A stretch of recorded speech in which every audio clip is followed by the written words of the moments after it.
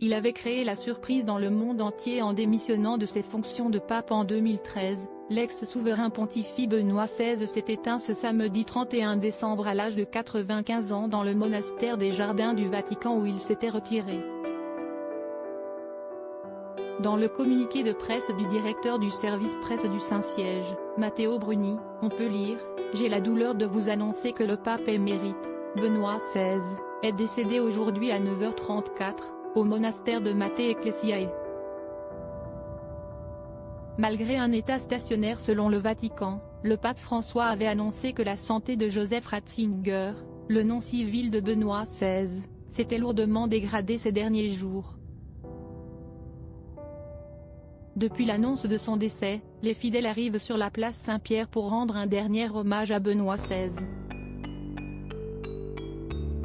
Et à partir de ce lundi 2 janvier, le corps du pape émérite sera exposé à la basilique Saint-Pierre, a annoncé le Vatican lors d'une conférence de presse durant laquelle Matteo Bruni a précisé que Joseph Ratzinger avait reçu l'extrême-onction peu avant sa mort.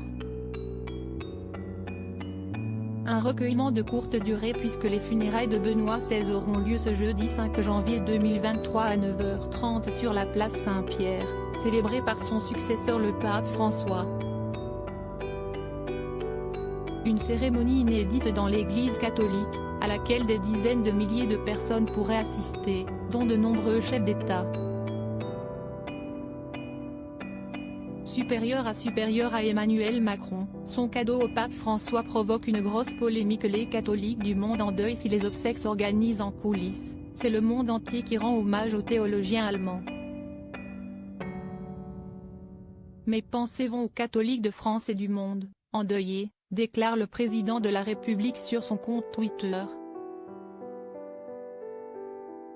Tout comme Emmanuel Macron, Nicolas Sarkozy rend hommage à sa sainteté Benoît XVI sur son compte Twitter dont il salue la mémoire d'un immense théologien, dont la pensée et les écrits irrigueront pour longtemps la vie de l'Église.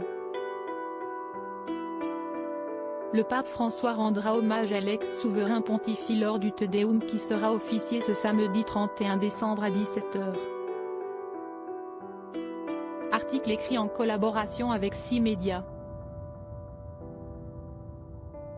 Crédit photo, Royal Portrait Europe Bernard Rupsammen.